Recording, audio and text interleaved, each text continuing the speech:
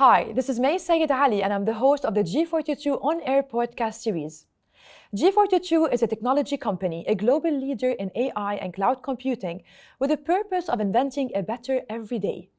Each episode in this series will transport you into insightful, market-leading conversations about transformative technology to drive a positive progress across industries and societies, all in less than 30 minutes. In this episode, we will spend some time talking about how AI is transforming the energy industry and how we can respond to global demands with a greater efficiency and consciousness. With me in the Mubadala studios is Dr. Ahmad Salem, Senior Vice President Commercial of AIQ, a joint venture between global energy leader ADNOC and G42. Dr. Salem joined AIQ team to develop its AI business and establish a leading technology venture that is aspiring to be the AI leader in the global energy industry by enabling energy transition for a sustainable future through innovative, cutting-edge AI technologies with over 20 years of experience in digital strategies and transformation across Europe, Middle East, Africa, and in various sectors such as energy, oil, and gas, and industrial. Dr. Ahmad, how are you today? I'm fine. Thank you very much, Maya, for receiving us today. It's great having you, but at the beginning, Dr. Ahmad, when I was reading your bio, it was quite interesting. So you're a doctor in pharmaceutical technology and manufacturing. So how did you end up in the energy business 2 decades ago? Can you share with us a glimpse into your career? Yes, I can. In fact, I didn't meant it. So it came by accident. Okay. But I think the most important things, in my career in the last 20 years that I can share with you is about this curiosity to learn. Because I think what is drive me over the last 20 years to transform myself from being a doctor in pharmacy to be an expert in energy and oil and gas, I think this curiosity of learning. And I think today, because we are going to talk technology, I think today technology is allowing us to learn anything that you want. So you can be wherever you want. And especially also if you are passionate about chemistry and about, technology. So that's how I landed in oil and gas. So it comes to your field and to the oil and gas, there's chemistry in both, right? Absolutely. It's all about chemistry. Interesting. How's the chemistry today? Chemistry is perfect. To zoom into AIQ, I am truly curious when it comes to AIQ and the formation of it, and I'm certain that our viewers and audience are also interested to know, how did this joint venture formed back in 2020, and what great value has it brought to the UAE and the global market? Very good question. I think we need to step back a little bit and look to the vision that the UAE and the leaders of this country has actually. Today, I think everyone is inspiring to create an AI hub within the UAE. I think everything started here. So I think from that vision, I think it was natural that G42 stepped in. And of course, if you wanted really to create more value around the energy sectors, you cannot do it without, of course, a group of ADNOC. I think that's where I think things are started and the conversation. And I think they came together because I think they see the power of this technology and especially AI in creating more efficiency and productivity and transforming this sector. You have to see this sector is been an important sectors for many, many years. Obviously, I think this sector also has a lot of pressure today because of the change in the climate and all this. So today they believe that technology and mainly AI will be a big enabler actually to help them not to drive, as I said, the productivity and efficiency around it, but also to help them to transform in regard to this energy transition and sustainability. Yes, we're going to dig deeper into sustainability and all these topics. Talking about the importance of this industry and like when we talk about the measurement in the energy industry, how do we measure it? Like be it the exploration, production, the transmission, and of course, it's all about efficiency, right? So how is AI contributing to all of that? I think the starting point, we have to look on it from the perspective of the data, because AI, for the people who doesn't understand it, I mean, doesn't work without data. So today, when you think about majority of the customers in this space, especially in energy, they set on a huge and tremendous number of data. That's allow us actually to take this data and structure them in a way that we can create an AI tools, which has helped them to drive more efficiency across their operations. You think about the oil and gas, today everything starts from upstream to midstream, downstream. And today, So when you say upstream, midstream, downstream is what I've mentioned, just to explain to the audience. yes. What does it mean? It's So exploration, production, transmission? when you talk about upstream, you're talking about exploration and production, of course, and then transmission when you come, or transfer, I mean, when you come to midstream, and downstream is just more refining and petrochemicals. So today you have to think about it in this way. Today we are creating tools through cloud computing, these enormous number of data, and creating these AI tools to help this industry to create more efficiency from the starting point, meaning from exploration and production, the time they drill, up to producing these chemicals and petrochemicals and deliver them to the market. This is possible because of this tremendous data and this technology that allowing us to create this analytics around, these data. You know, thinking about what you're saying now, and one can only imagine the volume of data, that's collected and analyzed. Can you share with me a little bit, like, in more details, how is AI putting this to use? Like, so this data, is it being analyzed, monitored? Can you give us a little bit more details in that area? Absolutely. I think this is where G42 technology comes through. I think that's the big contribution of G42 in terms of the cloud computing. I think today we couldn't do it without having this cloud capacity where you can compute, you can store the data, and of course you can annotate and structure the data in a way that you make it available for our data scientists and data engineer to process it and create the right algorithm, and of course later on to create the right visualizations and the right outcome.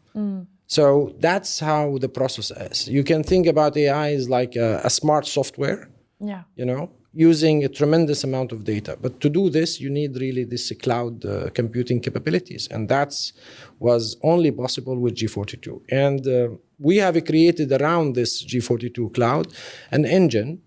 You can think about it like iOS, like your mobile phone, which is allow us to manage all these data. And on the top of that, we have created different workflows organized in different suites, going from drilling to subsurface to optimization of the plant to sustainability.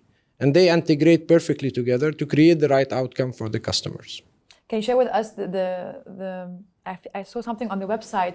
It has a very interesting name, the suites that you have. Yes, of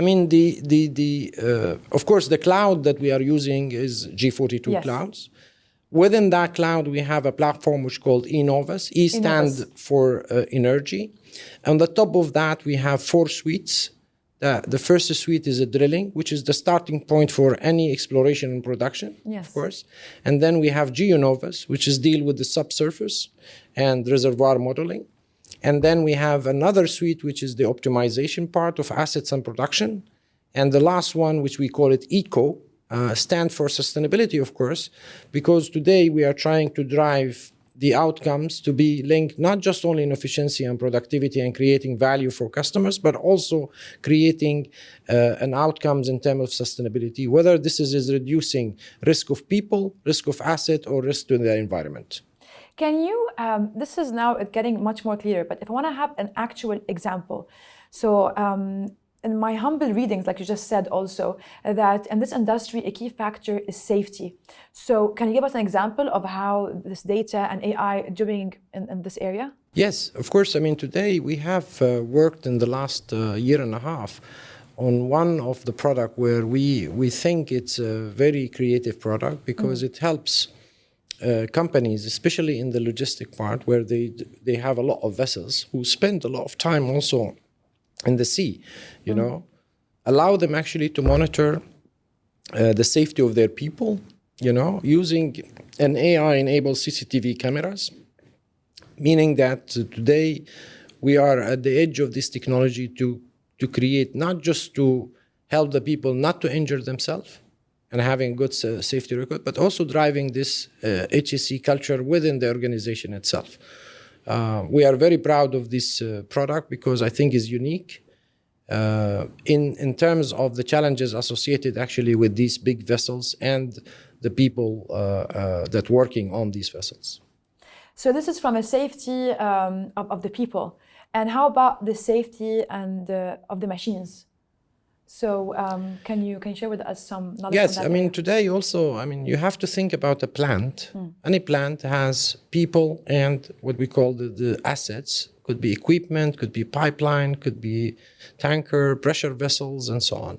So today we have created in the optimization piece, how we can optimize, a product which is deal with the corrosion of the pipeline. Meaning that we are trying actually to predict based on data, the pattern of the corrosion, but also in the same time reducing also the schedule of the inspection. And that's bringing a lot of value for the companies, not just only from a saving, but also to better also monetize actually their assets. When you say reduce the schedule, how do you do that? Because any plant, they have a schedule for inspection of these equipments. Yes. Today, if you can use the data to give you a certain pattern, and that's very important, so you can predict when this inspection is necessary. Okay. So instead of, for example, doing 10 inspections per year, you may need to do 5 of them, and that's a tremendous saving for the company by itself. And also when it comes to, let's say, maintenance of the machines or changing the machine or fixing it, it all has also tremendous impact. Absolutely.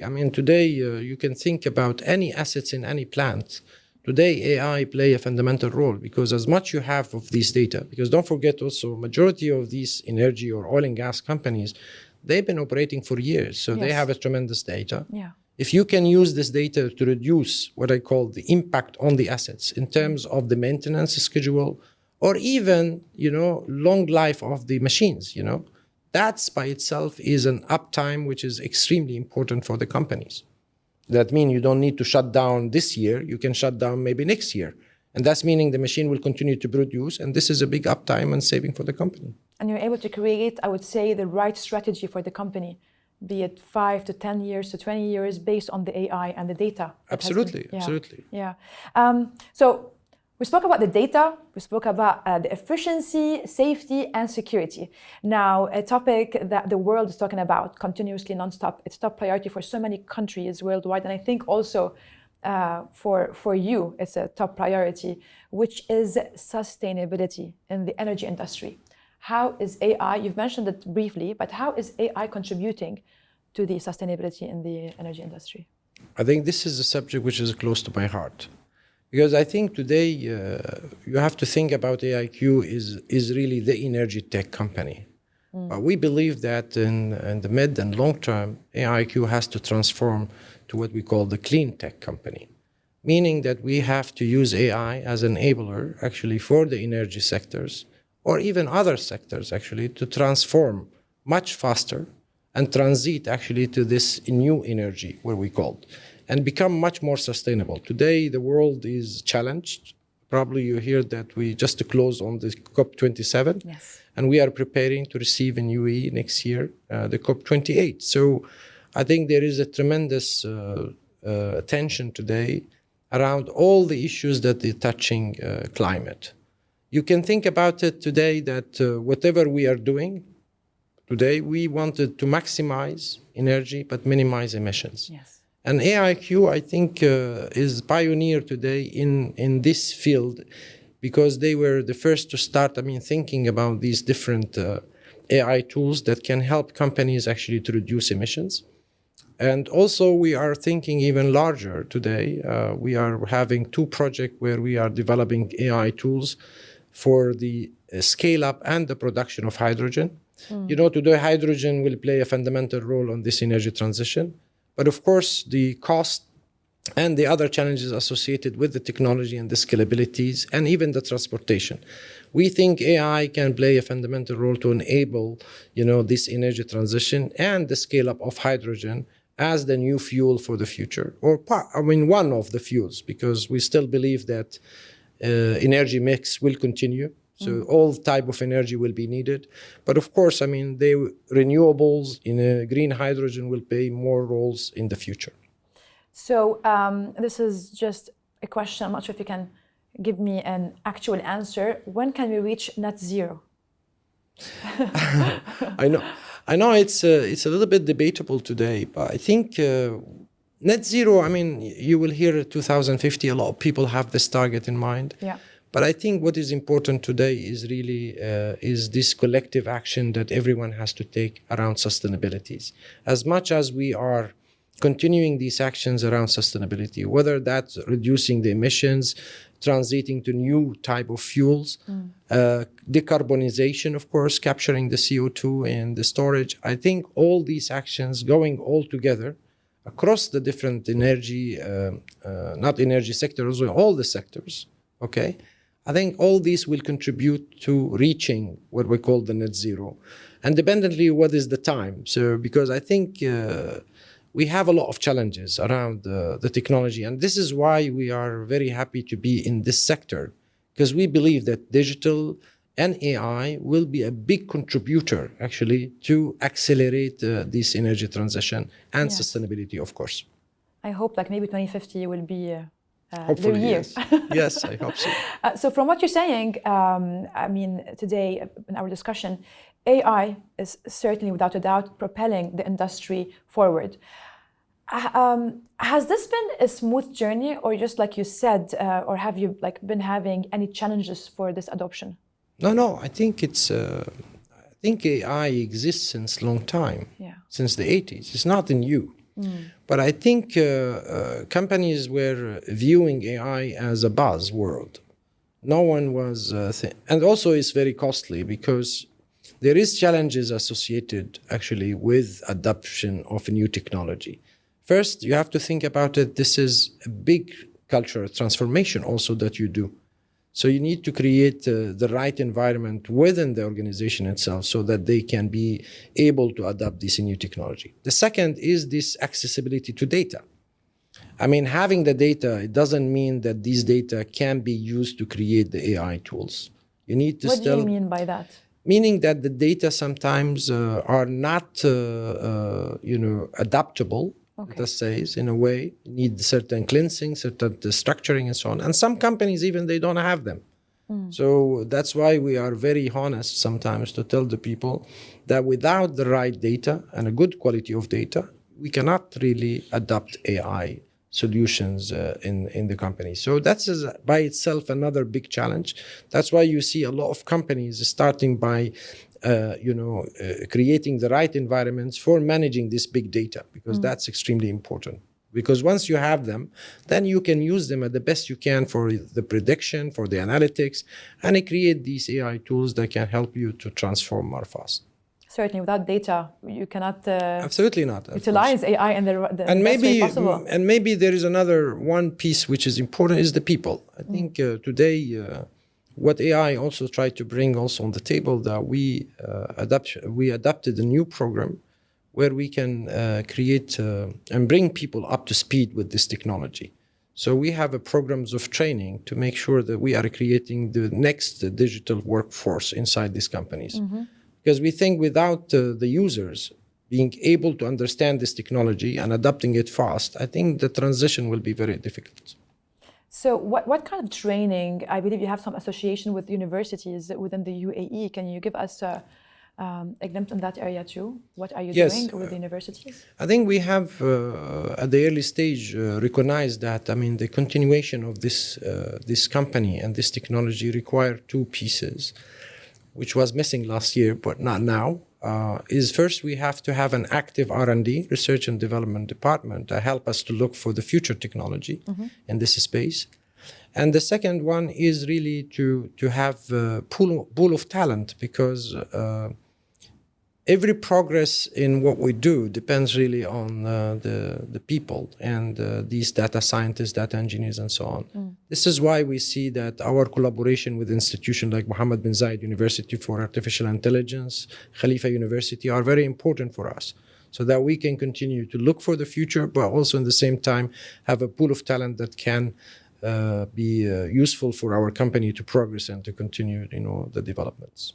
So what I hear from you is to overcome these challenges is the culture, the people, the pool of talent, and most importantly is the relevant data. Absolutely. Yeah. Absolutely. This is something I'd like to always end our discussions with, which is basically how do you see the future of energy industry unfold with the continuous evolution of AI technology? It's a very good question. I think today, because we were recently in the ADIPEC and then COP27, if you talk to any leader in the energy sectors today, he recognized the power of technology, and more specifically also AI, because they believe that this technology will be the future technology that will help them not just only to become better in terms of efficiencies and productivity and creating more value, to their bottom line. I think they see it also a gateway also to transform, because today they have a big challenge. While they have to maximize their energy for the market, they are under a lot of tremendous pressure by their belief that they have to minimize these emissions and move to these energy transitions very fast. And I think they are all constant today that the best way to do this is technology. And AI, they see it as a big enabler. So I personally very confident that the future of this industry will depend essentially on technology, and I think AI will play a fundamental role. So will you stay on Earth or go somewhere else? I think people will prefer to stay on Earth, but I think the future could be on the aerospace, yes, because the technology on aerospace is evolving very fast. And I think it's AI enabled, because everyone is talking about now satellite imaging. They talk about internet, satellite internet, and so on. And then also traveling on the space. I think the space will offer a huge opportunities, and AI will play a fundamental role also in it. So the future is holding so many exciting Absolutely. surprises. Absolutely. Be it the Earth or the airspace or the Mars, we don't know where it's going to take us. I think there is no limit for our innovation and creativity. I think that's what AI is all about, is really a combination of this human intelligence and machine intelligence. Thank you so much, Dr. Ahmad, for this very informative and yet a very passionate podcast on G42 On Air. Thank you for your time. Thank you. Thank you very much for receiving us. That brings us to the end of the show. We hope you got an insight on how AI is playing a significant role in the energy industry and how various technologies are making the industry more efficient and sustainable. Thanks for listening to G42 On Air. If you enjoy our show, please rate and review us on Apple Podcasts and Spotify. And be sure to come back next time. Until then, this is May Sayed Ali signing off from Abu Dhabi.